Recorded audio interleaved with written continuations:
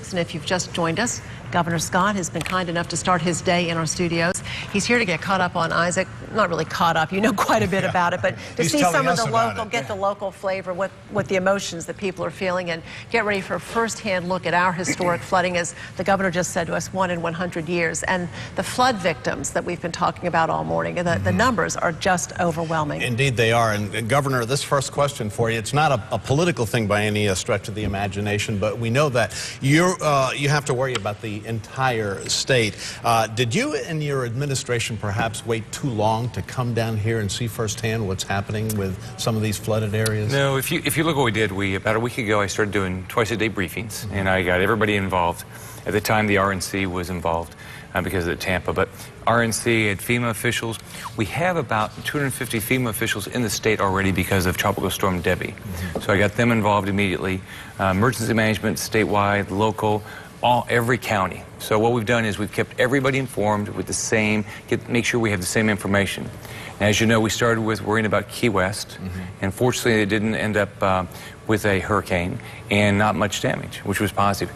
What happened here is this is unbelievable amounts of rain. And so I've been working with, we've been working with the water management districts. So you have a great one here. Melissa Meeker runs a great one. Well, all of them are well run, but we've been meeting with them, meeting with the utilities, basically constantly through this whole process. Fortunately, it doesn't look like Pensacola is going to get a lot of damage. We've got some storm surge, some roads underwater along the coast, but not that much rain, which are the real issue in the state right now is sort of like Tropical Storm Debbie is the rain. Right. And down here we have a lot of flooding. So I brought FEMA with me, the head of emergency management, head of Fish and Wildlife. We're all going to be out at 7:30 at the South Florida Water Management District with Melissa Meeker, and we've got all the decision makers there. Well, Governor Scott, I've got a list of questions for you from our viewers that we'll get to in just a moment. And thank you again for being here and for letting us know what's ahead for you today. All right, you're going to stick around for a few minutes. Sit tight. Back to our questions and. So Palm Beach Plantation in Royal Palm Beach is suburban, but it is not, it doesn't have paddocks with standing arm water. This is a development, a PUD.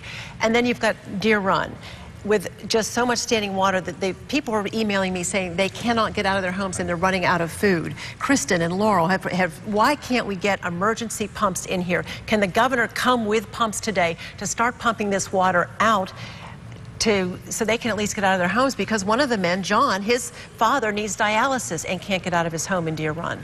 Well, what we have is all the elected officials have been invited, basically the city managers around all these communities to get the information. We've got the National Guard on standby. When we're asked, we'll bring them in. We're looking at all the pumps, but the problem you have is as you pump our water out of one area, it's pumping it back into another area. So they're trying to pump the water. We have so much water being pumped. The pumps for the water management district, they're going as fast as they can. And we've got the biggest pumps around. So it's as big as the canals are, they're pumping as fast as they can. It's just, we hope for no more rain. Right. And right now, I think we're getting to start. We're anticipating another inch or two. Right. Is my understanding. Are there auxiliary pumps though? I know we have to go back to that. Where do you take the water? But right.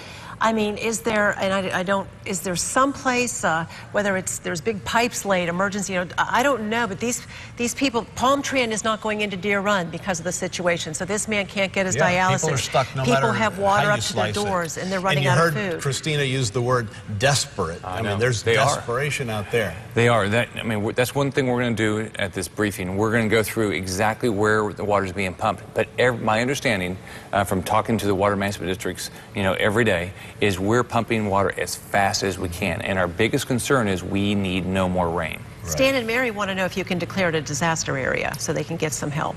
Well, we called. The state has been. Declared the state of emergency. So we're getting all the resources that are available. The National Guard, that's why I have FEMA down with me. I've got the emergency management team down with me. We brought in more individuals to work at the local emergency management team. We brought them from Tallahassee, and I think we're bringing more up from Southern. So we're doing everything we can. The problem we have is we're pumping water as fast as we can. But we're going to hear from all these communities this morning at 7:30 and to see if there's something else we can do. my job is to get all the resources together so we can and get all the information so we can allocate the resources the best way we can. Richard Facebooked me a while back, and he's concerned about some private driveways. Perhaps it's not the major flooding like we've seen in some of those aerials where people are on an island basically, but it's harming their cars and this and that. Is it a situation where you can also address the private driveways, the private companies, the private homes? We'll be going through each community this morning to see what we can do and make sure everybody understands what we can do. And if we need National Guard, we'll bring them in. I talked to a lot of the mayors yesterday and just asked, what would you like?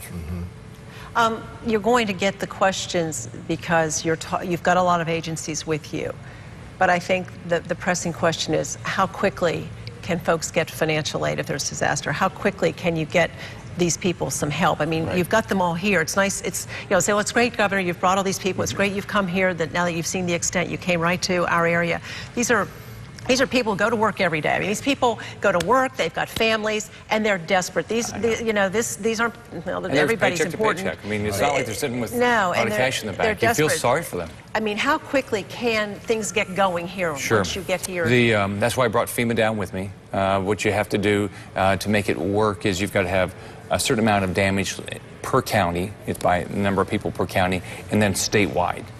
So we'll work on that, and then we'll work on what the state can do. So we're working through that throughout the day on this. We have been on the air quite a bit since Saturday and Sunday addressing all these situations, and we feel fortunate in the sense that we didn't get a hurricane, but I think that this also addresses a bigger problem in that it doesn't have to be a hurricane in order for us to have some major problems, and we're seeing it firsthand. I mean, this is historic. We've seen flooding this year in Florida, historic. I mean, you look at Tropical Storm Debbie, what we saw in the northern part of the state is saturated right now, and we're pumping water as fast as we can. And we've put a lot of money into pumps.